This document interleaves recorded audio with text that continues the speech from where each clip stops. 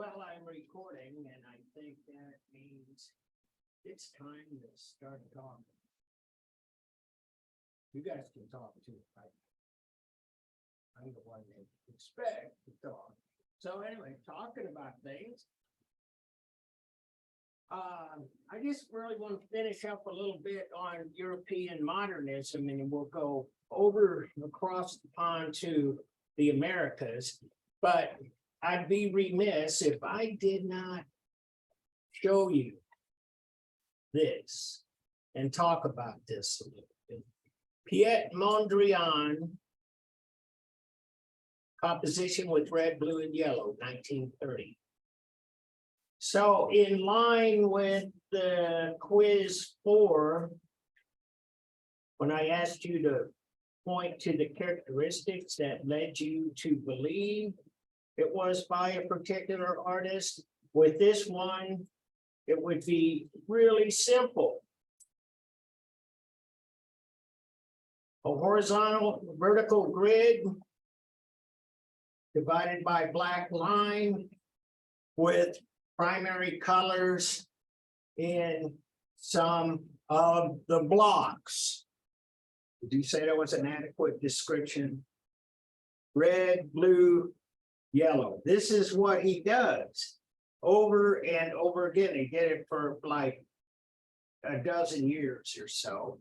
And it was very influential in terms of art making, in part because he is not representing anything except the painting itself. And we've been moving towards this for a long time, for 75 years.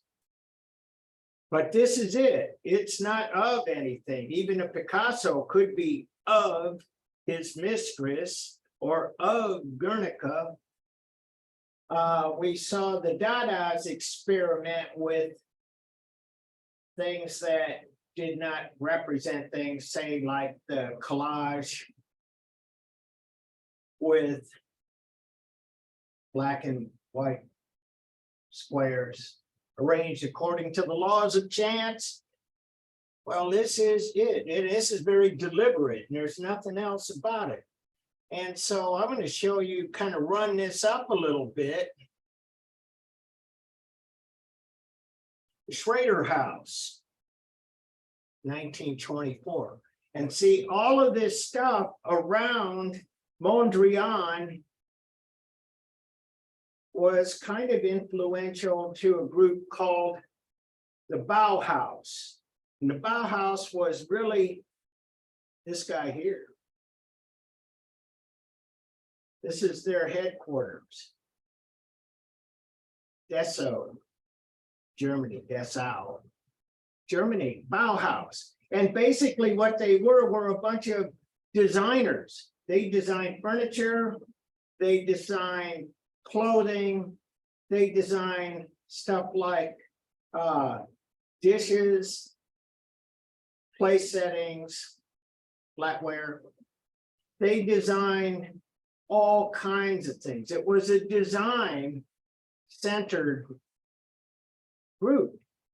And the Bauhaus was who they were. And they took quite readily to what Mondrian was doing. And of course, his work was arrived at independently of the Bauhaus, but the Bauhaus saw what he was doing and they liked what he did. And they liked this simplicity. In Bauhaus architecture, and this is based in a lot of ways on the same ideas that we find in Mondrian's paintings. Strong, horizontal, vertical.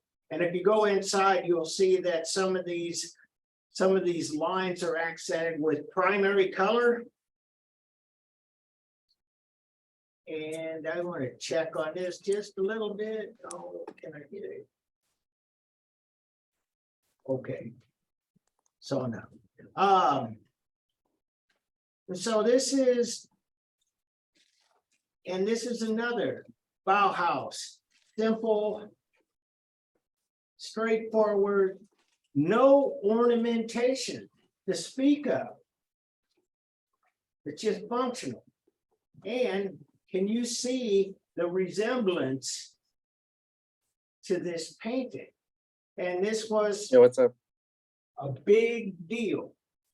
Bauhaus architecture, Bauhaus design, and Bauhaus I invited never picked up painters any shotgun ammo, that bro. were like-minded and interested in the simplicity of form.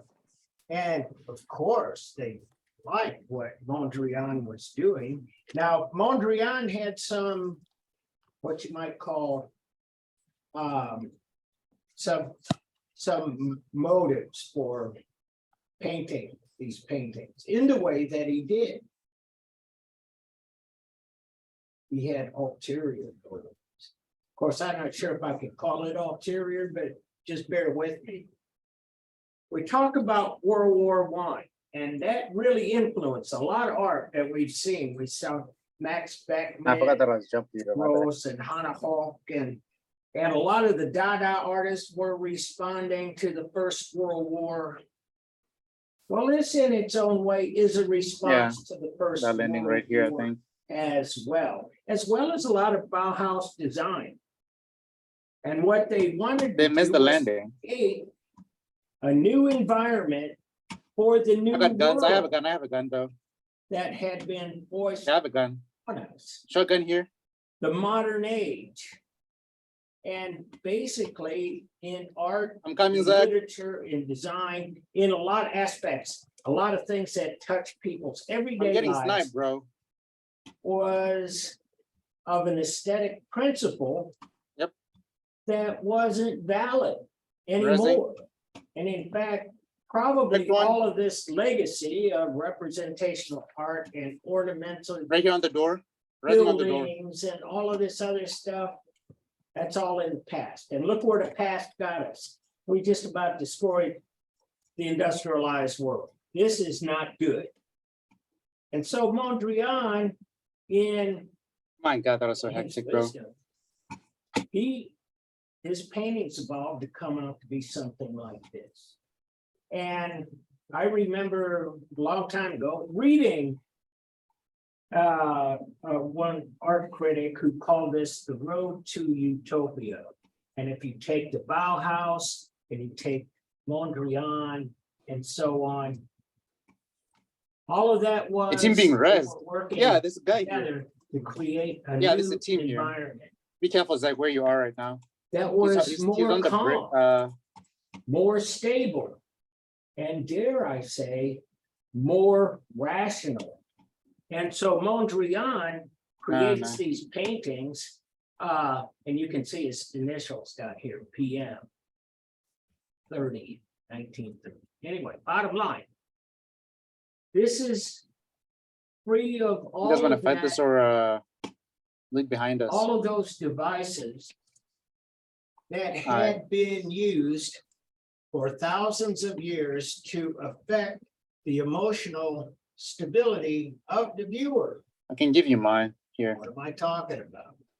I don't know, you tell me. Well, let me tell you. Bottom line is that,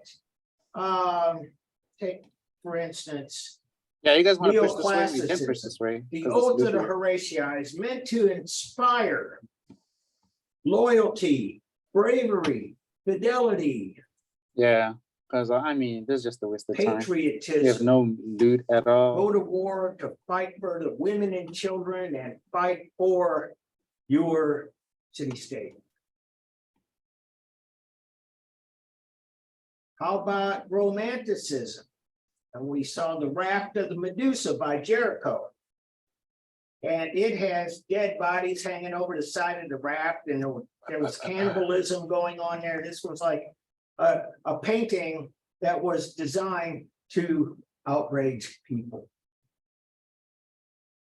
Much in the same way that I think our news media is finally getting the idea. This is a modern day 2023 thing. But yeah, I don't know if you've noticed, but a lot of the horrific incidents that we have, like school shootings and stuff, they refrain from showing the video of those children being killed, right? You know, they say, well, you know, and they even give you a little warning, this the content here is graphic, it might disturb some people.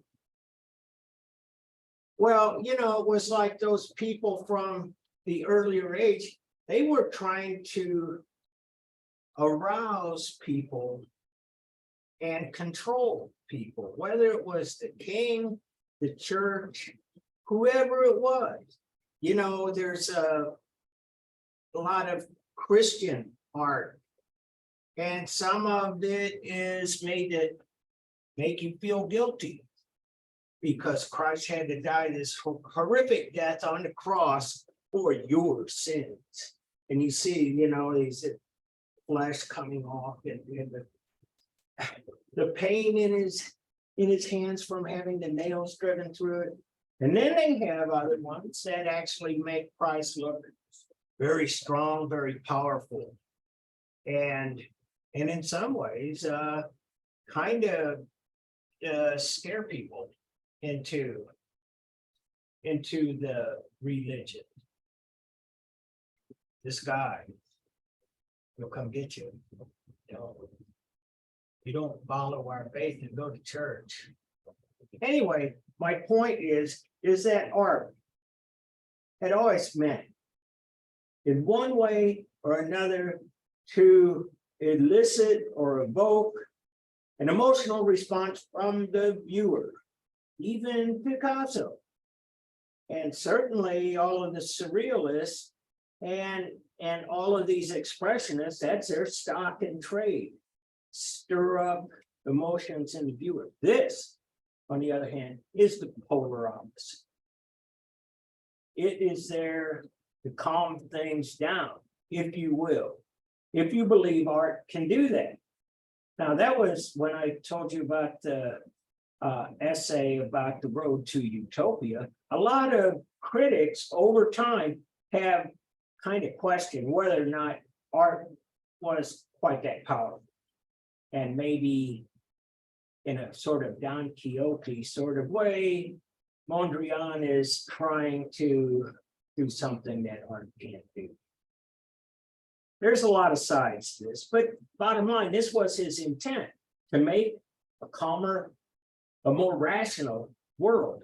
And as I say, this Bauhaus architecture and design was all based on that principle. And so you get these, you know, devoid of ornamentation, very functional, and again, is really devoid. But these are all, I got some other stuff there too. That's not Bauhaus, but here's a Bauhaus chair. They were redesigning, and a lot of stuff that we see in terms of furniture design and a lot of things that we see in architectural design and even some painting, I dare say, was all influenced. We're all influenced by Bauhaus, by the principles of Bauhaus. And so they were really kind of big on that. This is a different kind of thing going on here. Here we go. So what does Bauhaus end up doing? This is a model for a glass skyscraper. And it was done in 1922. What comes out of that? That design, lacking ornamentation and asserting the materials, we see that all over the place now. That's why you see these buildings, they go straight up. Every window looks like a mirror, and there's no ornamentation to speak of. Now, in today's world, we got what we call postmodernism, and we'll see some of these elements actually incorporated in things that would have a little ornamentation or a little bit of style to them. But this was a thing. And these guys like Mies van der Rohe and a lot of the other architects from Walter Gropius, a lot of these, the Le Corbusier, same kind of thing. Modern, they were rethinking the whole idea of modern, and they went for it. Full out. A break from the past. The rational reigns supreme. And so with that, what happens is that a lot of these architects end up being in the United States when the Nazis came through, because the Nazis, they thought all of this was decadent, that it was, well, actually, they thought it was communistic, because a lot of these ideas, like something like this is designed to be it's a glass skyscraper, but all of the chambers, all of the rooms, if you will, would be all the same. And it was supposed to be a little bit of Marxism thrown into all of this. And so Mies, he came over, as did a lot of these architects during the war, because the Nazis would have just done away with them. And these same architects, especially Mies, they created some of the iconography, iconographic, or the icon, I'm trying to think of the right word, the iconic buildings for Western capitalism. And that's why you see that on the skylines today, because all of these people like Mies van der Rohe, he did a very modern building in New York. It was called the Seagram's Building, commissioned by the owner of Seagram's, a whiskey distillery family. And that was like so radically different, because it was just a big glass box. I'll show you in a little bit here, when I go back to America, skyscrapers in the early times were not devoid of decoration. They were not large glass boxes. They were things like the Empire State Building and the Chrysler Building, and they had all kinds of ornamentation. But this, by contrast, is not ornamental, and neither is the painters or the painting. Actually, Kazimir Alyevich worked with them for a while. There were a few other artists, painters that worked with Bauhaus. But this is kind of where we hit the end of the road, pre-Second World War European art and architecture. And so this, by the way, this is actually communist. This is Stalinistic. This is, and this was Vladimir Catlin, who was a modernist architect. Anyway. So I got this. I wanted to show you Mondrian influenced art and design. And so here we go. This Mondrian idea of a grid, a black and white grid with some of the squares and rectangles filled with primary colors. And so this is Vogue. Actually, there were these, this is from the 1960s, long after Mondrian was dead, that we have dresses inspired by Mondrian's art. And here's another example of that here. And I was hoping, see, and they use this for, can you guys see this well enough? Good. Cars. Other people, looks like shoes. There was some Nikes on this search that I found. Mondrian for kids art lesson, so on. But Mondrian, this is like, oh, there's the Schrader house, by the way, from a different angle.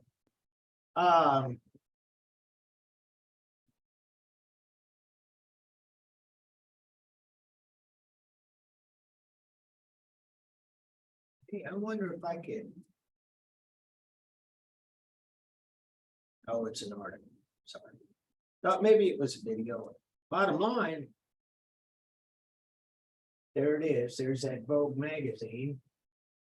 And there are a lot of things, and especially somebody like me that's been living with all of this for my adult life. I see Mondrian influence on a lot of things that don't really look exactly like Mondrian, but say like you're watching MSNBC, you see the graphics behind Rachel Maddow on her show. They're basically a Mondrian inspired thing. And so anyway, it's been used and reused. How many of you guys, this is a real long shot, but how many of you guys ever seen or heard of the Partridge Family? See, you guys, you missed all of this cool stuff. Now, let me tell you about it. It's a show, and it was kind of played, it was a commercial television competitor to the Brady Bunch. You guys know the Brady Bunch is? Yeah, that's the one that is still alive in the internet retro TV stations. Bottom line, that was one of those kind of shows where they had a fictitious family and they had a bunch of kids and they were all doing cool stuff, you know. But the Partridge Family had a different twist to it. They were in a band. And at the same time they were on TV, they were making records too. And some of them actually had some commercial success. And they rode around in a bus because they toured, playing gigs all around. Their bus was painted like a Mondrian painting, by the way. And in fact, maybe if this is live, how about this? Hear me now, believe me later.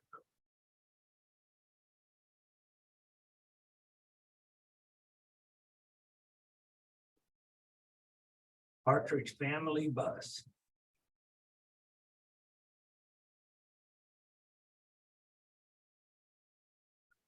And there they are. There's Mom. That's Reuben. He's their manager. Mom doesn't have, there's no dad in this, but. And there's the Partridge Family. There's their bus. Mondrian inspired. And so, another little bit of trivia that doesn't really make any difference about anything. She was actually his mom. They were real life mother and daughter. And he died recently. So, and yeah, anyway. So, let me find, I gotta move this, get rid of that, get rid of that. And maybe I can move this upstairs. And open this one. There's too much stuff. That's why I gotta say it out loud. Oh no, don't do that. And so new share. Looks like we're on the right place. Slideshow. Come on. From the beginning. So now that I told you about Bauhaus and Mondrian and all of that. show you a little bit about what was going on in the United States and Mexico before and during. Before the First World War, from the turn of the century to the end of World War II. And what we have here, and I have to tell you, John Sloan, 6th Avenue and 13th Street, New York. And so what we have here are a number of artists that kind of know what was going on in Europe. And this idea of impressionism, this idea of the kind of agitated brushwork that we see in a lot of impressionist paintings, they were doing this. But one of the things that these artists in New York were interested in, on top of the way things are painted, was that they were interested in real life scenes.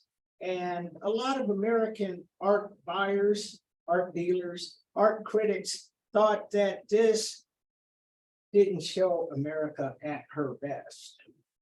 As a matter of fact, a lot of this was kind of the realism that we saw with Gustave Courbet and got some of the same reaction. And in fact, these artists were collectively known as the ADAH school. That's what the critics called them. They thought they were not that good. So history has a way of kind of correcting some mistakes. Now these paintings are seen as early American modernism, and it develops in an entirely different fashion than what we saw in Europe. Another thing that happens early on, the guy who did the fountain, the urinal, Marcel Duchamp, he's a Frenchman, and he kept in touch with his contemporaries in Paris and knew about Dada in Zurich, Switzerland. But he came over to the US and he settled in New York, and he went back and forth across the Atlantic, and he had a long career. But I showed you about his Dada work, the fountain and stuff like that. This is what he was doing before he did that Dada work. Nude descending a staircase. And I think someone in here talked about this as one of the ones they thought was a kind of difficult to understand piece. And I would agree with that. What happens in the US, and Marcel Duchamp being part of this, there were certain people, arts people in New York, and they wanted to bring European modern art to the US. And Marcel Duchamp was right in there, right in the mix of all of this. They had what was called famously as the Armory Show in New York. It was held in the National Guard Armory, which was kind of like a big open space. And they brought all of this European art over to expose America, what was going on in the advanced culture world, Europe. And so anyway, this was part of that show. Marcel Duchamp, this was one of the main pieces in that show. And mind you, Dada really hadn't taken hold yet. Why? Because Dada was primarily a reaction to the First World War. First World War did not start until August 1914. And so this is from 1912. And what Duchamp was, he was a guy that kind of knew what was going on. He talked about this work as being sort of a quasi-cubist and quasi-futurist work. This is what he did before he was the world famous Dada artist. And that's really what this is. It's basically a nude figure and descending a staircase. And this is all of the motion being painted, which is right out of Italian futurism.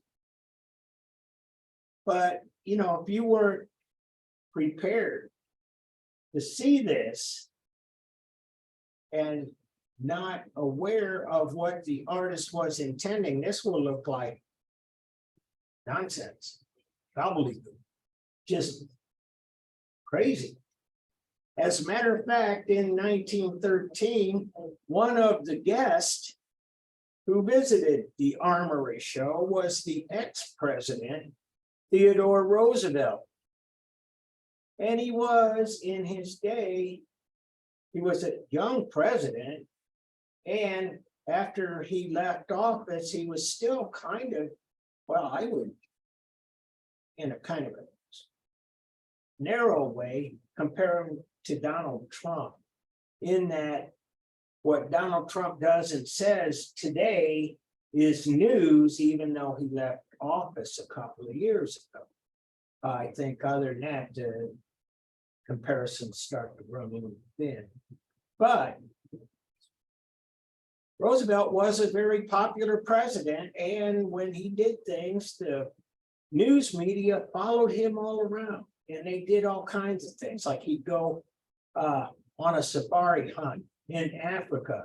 There would be the photographers and the newspaper journalists, and they would send pictures and stories about Roosevelt's safari hunt, big game hunting, and so on. So anyway, there's a lot of stories abound with that, but you can see here in a little bit of this, you can see some of the motion. But when Roosevelt saw this painting, he told the press that it looked like an explosion in a shingle factory.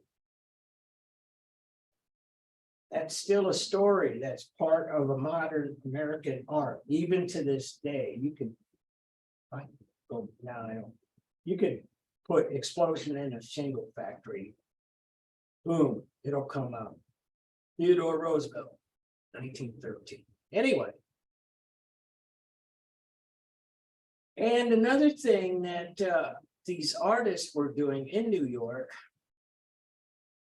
and there was this photographer, his name was Alfred Stieglitz, and he was a guy that not only promoted the Armory show, but he actually kind of mentored a lot of young American painters. And a lot of the painters were interested in abstraction. That was the big thing. And this guy, Arthur Dove, he was one that wanted to tie the abstraction to the natural world. Nature symbolized number 2. And that was really kind of a thing with early American modernism, is that they still wanted to hang this abstraction on a subject, and often that subject was nature. And this is another group, the Stieglitz group, if you will, portrait of a German officer. And you can see it's kind of cubistic. He's taken a lot of different things and fractured the images and put them together. This, though, as compared to Cubism probably would have described a particular officer himself or herself, and bottom line, show you multiple views of the face, the body, and stuff. This is all basically symbolic. But the idea of putting together compositions, flat compositions, it's starting to stick. We got some modernism, burgeoning modernism come out of New York, and you can see this is from New York, by the way. And then we have this guy here, Stuart Davis, hot still skate for 6 colors, 7th Avenue. And so it's inspired by New York, but this is like as close to synthetic cubism as we see. And as a matter of fact, Stuart Davis, he was probably as well versed in European modernism as anyone was at that time, bottom line. He was derided for being too cubistic. And as a matter of fact, a lot of his work was derided as being colonial cubism. And it was really actually, Stuart Davis took the lemons, made lemonade out of them. He has a painting called Colonial Cubism. At any rate, this is getting the ideas from Europe. Charles Demuth, My Egypt.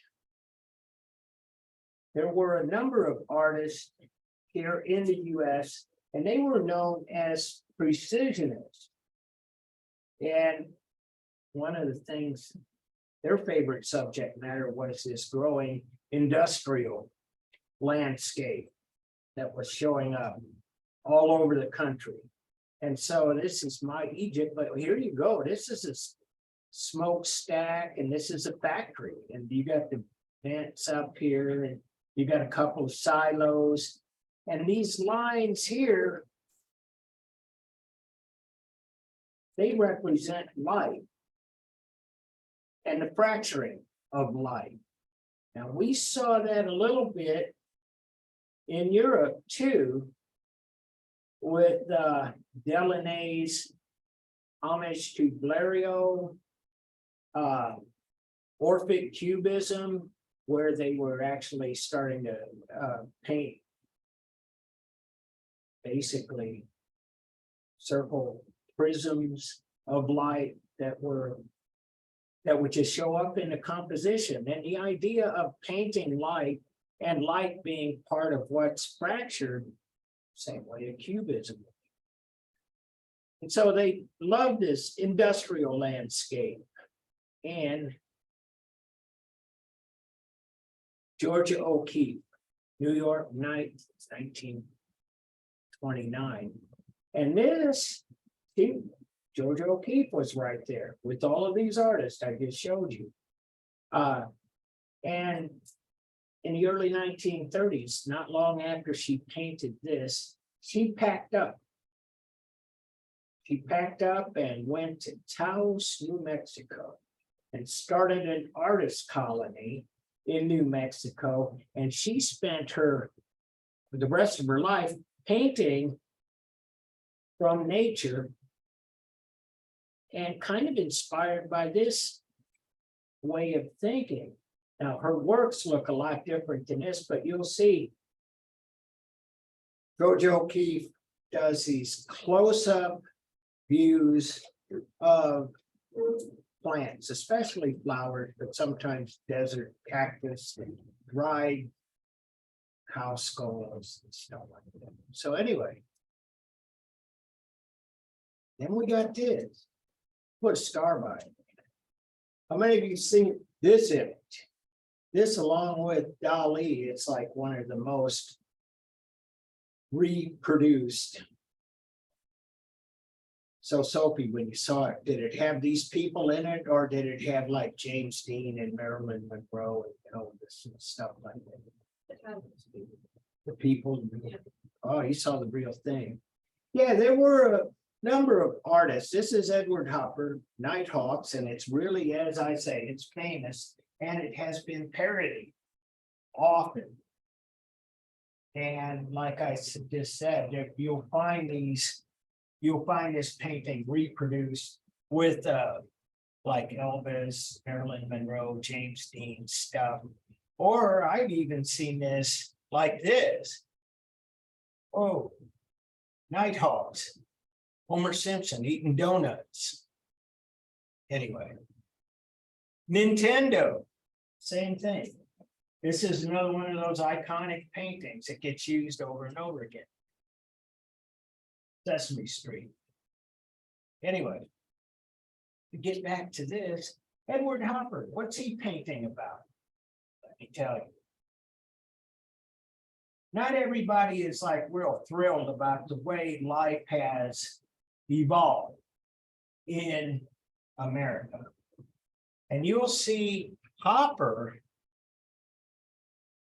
and his paintings often, almost always, are about loneliness and isolation. And if I had a lot of time to show you, because that's really the theme, start to finish, loneliness. And why is this lonely? Well, this is kind of what's happening in urban America in 1942. And the rest of this neighborhood is basically living the same way they have been for 50, 75 years. This is a regular cityscape. And you can see all the lights are out, people are in bed. And there's this one little island here where the lights are on, and it's an all-night diner. That's not so hard to find these days. In fact, a lot of fast foods still open 24 hours. Convenience stores, 24 hours, everything. Not everything, but pre-pandemic, there were a lot of things like 24-hour grocery stores and Walmarts and stuff like that. And we still have a lot of that. But this was a new phenomenon in American life in 1942 to have something set up 24/7. And you can see there's a couple of people here, and then there's this lonely guy here, and they're not interacting with each other. It's not like a big dinner party or anything. It's like lonely people. And because things are so industrialized and so that life has changed so much, that life was becoming too losing the contact, personal contact with everyone else. And that's what loneliness is all about. And so you'll see these paintings about how people, whole society, the structure, social structure was changing. And that's what this is a commentary of. Doesn't have anything to do with Homer or Mario or Big Bird. But at any rate, this kind of work, this was called social realism. And they were basically still painting in more or less a Renaissance kind of way, describing a picture. And it was about American life in all of its forms. And so it was called social realism, and typically had some kind of underlying social commentary. And with Hopper, the theme almost always loneliness. And so what we have here is Aaron Douglas. This is another thing that's going on at the same time. Aaron Douglas, Noah's Ark. Aaron Douglas, part of the Harlem Renaissance, New York City. And if you take a look at the figures, they're African figures. And he's taken the biblical story of marching the animals 2 by 2 into the ark, and the rain coming down and the lightning, even the birds 2 by 2. But he's taken this and created this narrative with Africans. Really pretty cool. And so Fisk University Galleries, and Fisk is a traditional HBCU, historic Black college university. And so anyway, this is the Harlem Renaissance, and they're coming to terms with things too. And a lot of artists from Harlem are rising to the top, certainly in music. This is where we have a lot of the jazz performers are emerging. And a lot of them came out of the South and from places like New Orleans, but they came up and they created the music for the Jazz Age. That was it. It was right there in New York and some of the, New York was especially hospitable. That's where you get the origins of the Apollo Theater. So we have a lot of writers coming out of the Harlem Renaissance. We have a lot of all kinds of artistic.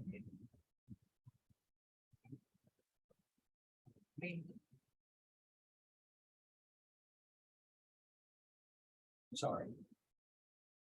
And so Aaron Douglas, here he is, from slavery through recon.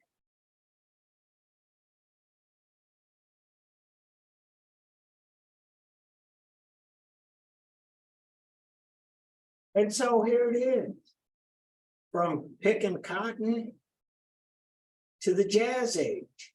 Look at this. This is exactly what I was talking about. We got here, we got an orator of some sort. He's got a script in his hands. We got here, let me zoom in on this. This is like fantastic. Slavery, breaking the bonds of slavery. And I'm not sure about this particular guy, but you know, there was a lot of things in African-American life at the time. And civil rights always on the front burner, voting rights and so on. Bottom line, dance, jazz, so on. It's a great time, great contributions from African Americans at the time. So anyway, bottom line, aspects of Negro life. Jacob Lawrence, another Harlem Renaissance. Check this out. What do you think this is about?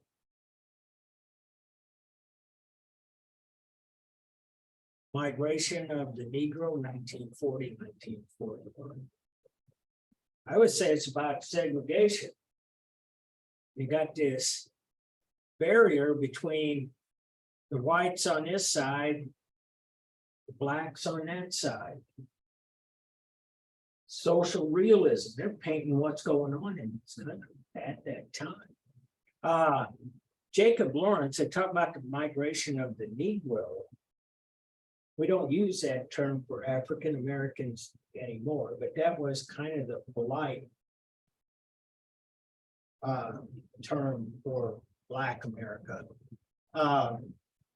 at the time. But I want to kind of point this out. He talks about the migration of the Negro. What's happened in America was that a lot of Black Americans, they weren't having a whole lot of success fighting against Jim Crow, fighting for their voting rights, fighting for just everything that they deserve in that Jim Crow South.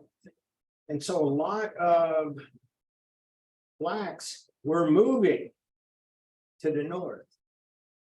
That's the migration we're talking about, the Great Migration. They were getting out of the South where life was not very welcoming to them. And they came up and where they could get jobs and stuff. But it wasn't all sugar and spice, let me tell you. There were still pockets, as there are today, of racial discrimination and bigotry. But, you know, a lot of Blacks were moving out of the South, and sometimes, I could go on about this. Like Greenwood in Tulsa. I don't know if you guys know. Bottom line, this was a place in Oklahoma. A lot of Blacks moved to Tulsa, Oklahoma. They were prosperous. They were doing well. They call it Black Wall Street. And there was this big race riot, pretty much started by the whites, and they just killed a lot of Black people and burned down all their houses and stuff. So anyway, it wasn't an ideal solution, but that was what was going on at this time. And so anyway, Greenwood was in 19, I think 21. And so anyway, here's a kind of a Metropolitan Museum celebrated exhibition. Jacob Lawrence, The American Struggle, had drawn many visitors. But recently, one of them had a revelation. She suspected that one of the 5 panels missing from the artist's original series of 30, re-examining the nation's early history, had been hanging in her neighbor's Upper West Side apartment for decades.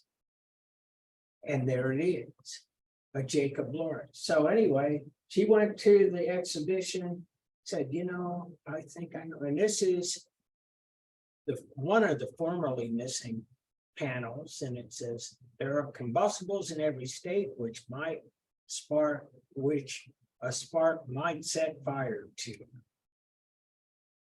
Panel 16 from that series. And so, yeah, social realism, and we're talking about social conditions and what's happening with people, the important stuff. Grant Wood, American Gothic, another guy who is considered social realism. And here he is painting the American Gothic, and the Gothic stems from really this window that's on the upper floor of this farmhouse. It's been debated who these people really are, whether it's a husband and wife, husband and daughter, whoever, you know, he had models. Bottom line, social realism. This is how a big part of the US lived, on the farm, the American Gothic. This is a very famous painting as well, which is why I have a star by it. And it's at the Art Institute, but this was painted in Elba, Iowa. And it's not too far. I mean, I lived in Kirksville, Truman State for a long time. This was just not, 30 miles, 40 miles away. You can go to this place, that farmhouse still stands, and they have a photographer there, and they'll give you a jacket and some overalls and stuff. And you can get your picture taken there with a pitchfork, just like this painting. It's become kind of a tourist thing. But bottom line is that Where did you say that was at? pardon? Where? Yeah, well, it's just north and a little bit west. Because my mom lives in Kirksville. Really now? Yeah, she works. Oh, really? Where's she work? Oh, I just turned this thing off. Sorry, I was gonna look it up. I'll send it to you. Okay. Where she work? She works for the Joseph Baldwin Academy. And Oh, she yeah, works, JBA. like, yeah. She's one of the directors of that.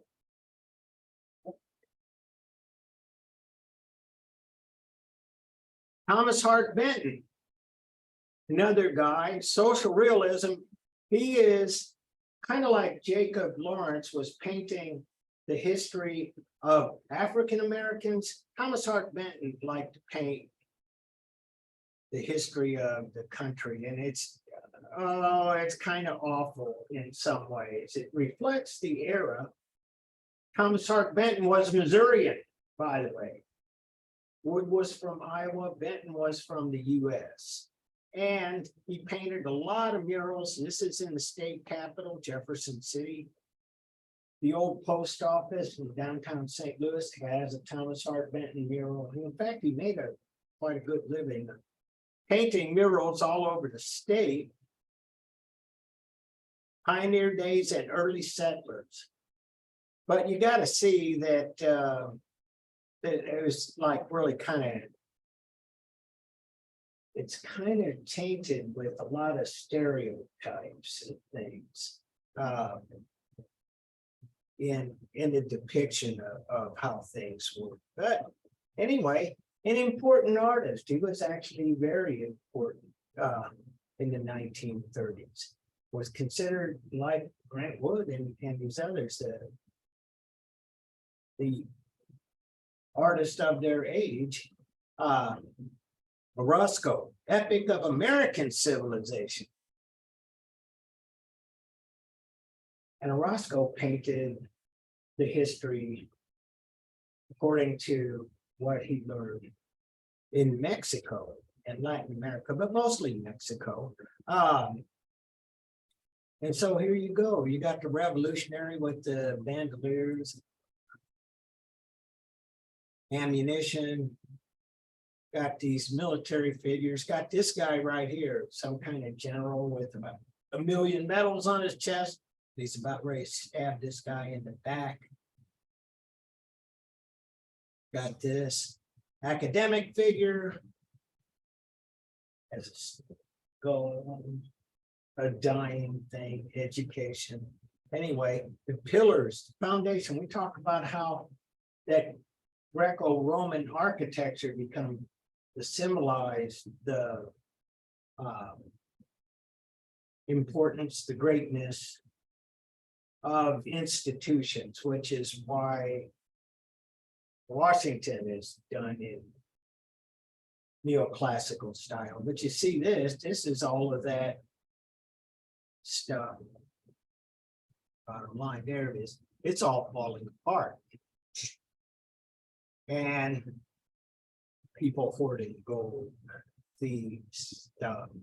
Anyway, social realism. They were worried and concerned and felt they needed to show the history of their respective parts of the culture.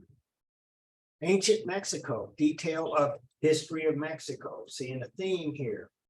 And so anyway, this is all kind of in a lot of ways brutally honest. It's got a lot of Inca Indians here, and it's this kind of fighting, bloodshed, and so on. And to be honest, I believe this panel has everything to do with pre-conquistador Mexico, where the Incas and the Mayas, a lot of those Mesoamerican peoples were all pretty much constantly aboard volcano, so on. But at any rate, social realism.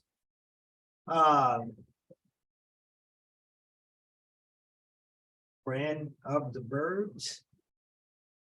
And kind of what's happening here, and that's pretty much why this is, what we start to see, and this is a product of, you might say, a successful culture, in that there are, and we are discovering, a lot of artists from the age who were untrained artists, people who just took up some paint, got some canvas, and created art without the benefit of learning all this stuff in school or an art academy or something like that.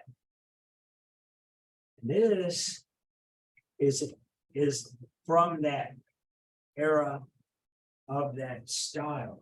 And this kind of became a thing in the 1990s, and they talked a lot about discovering these so-called primitive artists. We now call them outsider artists. Outside because they existed and worked outside of that mainstream of culture where you have groups of artists and they communicate. These people were basically just making art for the sake of making art. And some of the work is actually quite stunning. And it's basically art that, as you might generously say, it's art that comes right from experience, right from the heart, not schooled in all of these artistic devices and methods that even permeate modernism. This is and so anyway, there's another artist, Frida Kahlo, and she was married to Diego Rivera. And she did her work was mostly autobiographical. And so that's kind of an interesting thing too. Because if you make art about what you know yourself probably as well as more than anybody else would. And so this is the two Fridas, 1939. And you see here she is, and this is her, she got her heart, and we got a transfusion tube going from one to the next. And in this, see the cutaway in the heart. It's not quite as whole, not quite as healthy. Frida had all kinds of medical problems in her lifetime. And her medical problems actually show up in how she portrays herself. There's one where, do I have it? No. Where she has a painting of herself, and instead of this cutaway like you see the heart, it was on her back, and it had a Greco-Roman column for spine, but it was broken in a bunch of pieces. It was called the broken column. And it had everything to do with the fact that she was in a school bus accident as a young child. And it was the beginning of her medical problems. And so she had a broken back, had all kinds of broken bones. And because medicine was not sophisticated as it is today, a lot of the things that she underwent, a lot of the treatments actually started to cause her other problems, other medical problems. So that's it. But the idea of painting oneself and painting oneself with such honesty, doesn't glorify herself. On occasion, she has self-portraits with a lot of natural flora, flowers and leaves. And in one such painting, she has a painting of her pet monkey on her shoulder. But it's about herself, and that's really the extent. Alfred, talking about,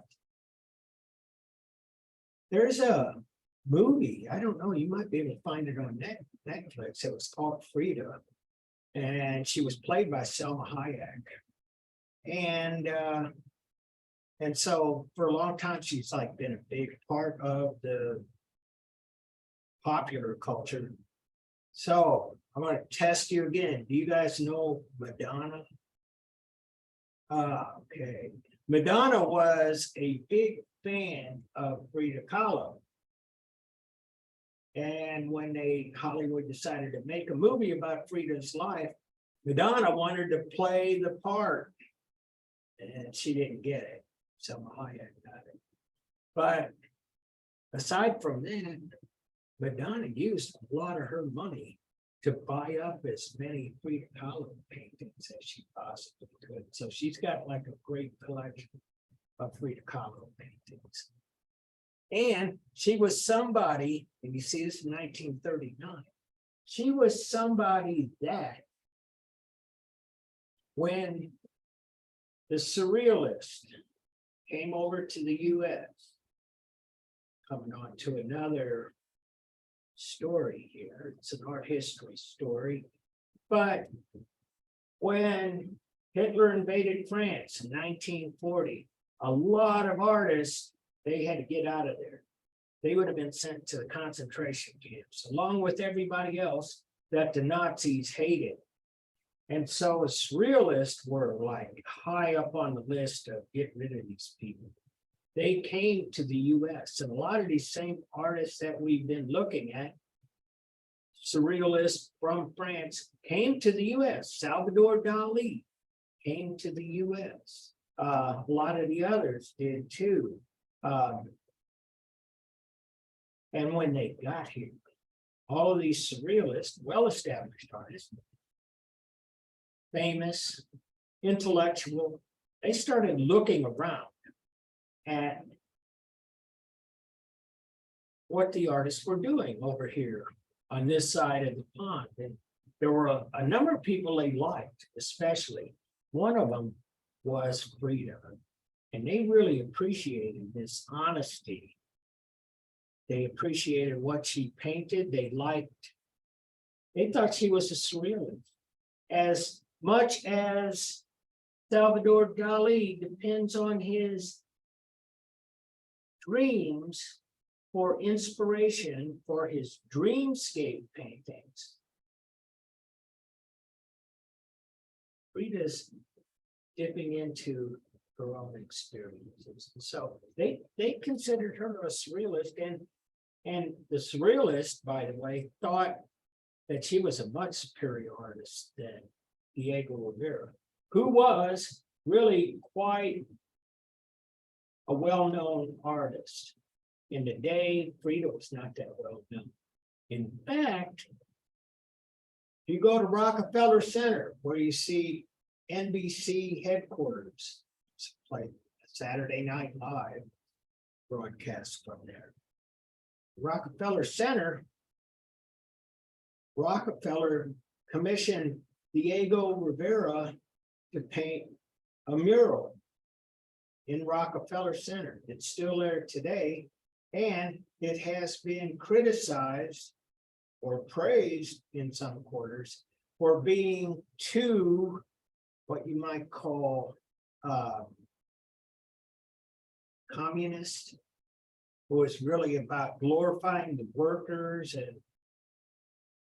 not giving so much attention to the upper class. It was really about unionized labor and all that stuff. He painted a mural in Detroit at the Detroit General Hospital, and it's a mural commissioned by Henry Ford, and it shows the history of the automobile industry. So Diego Rivera was a guy that a lot of people, he stayed busy, he was famous, made a great life. And so anyway, we'll wrap this up with Alfred Stieglitz, The Steerage. And so here you go. This is some more social realism, by the way, but from 1907. Stieglitz was that guy who brought together all of those burgeoning modern artists in New York City. Supported them, had a gallery called Gallery 291. They published a magazine. He did everything to support them. And he actually married Georgia O'Keeffe. They were husband and wife for a couple of decades. But he was a photographer and a very accomplished photographer, to say the least. And gelatin silver print, you know, he was doing some pretty amazing things. And you can see this as clouds, landscape, and so on. But you can also kind of read this as an abstract composition, if you will, with these strong diagonals, the lights, darks, strong contrast, modeling, all this stuff. Edward Weston, he was a guy that actually was doing some of the same things that George O'Keeffe was doing, taking a close look at nature. Arthur Doug, George O'Keeffe, Edward Weston. He's painting, this is a pepper. And it becomes like this, an abstract composition from nature. But I think you would enjoy this, not so much about the fact that it's a pepper, but the lights, the darks, the composition, the curvilinear lines. You see what he's done here? It's probably did that with a brush and sweep across the negative. But Edward Weston, another thing. Human figure, pretty abstract, much like that, much like this. This kind of abstract photography. This was the leading edge in photography in the day. And then there's another group, like the original Stieglitz, doing social realism. Dorothea Lange, Margaret Mother, and Popo Valley.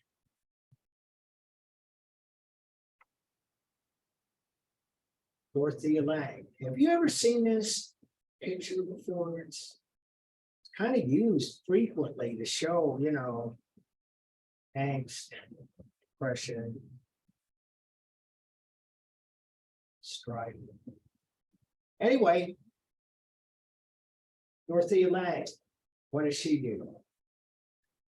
In the 1930s, gotta weave in some political history here, but what we have is the Great Depression, which is, this is almost the icon of the Great Depression.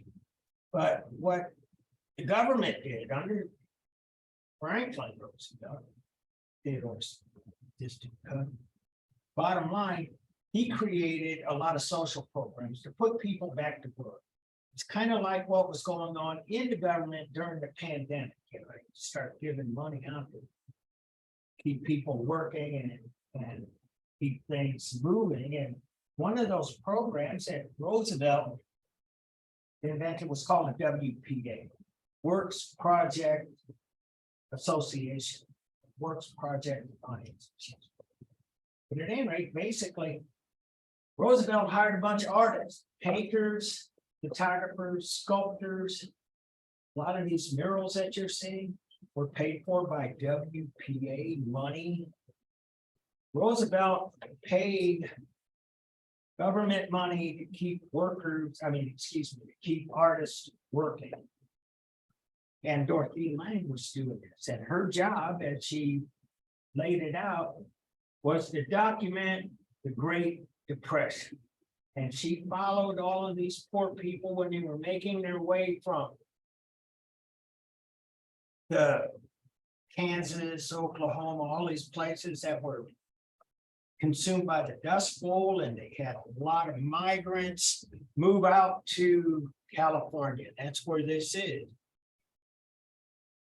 The Pomo Valley, that's in California. They're migrant mothers. They went out there to pick grapes and to work in the agriculture. This was the jobs they could get. And so social realism.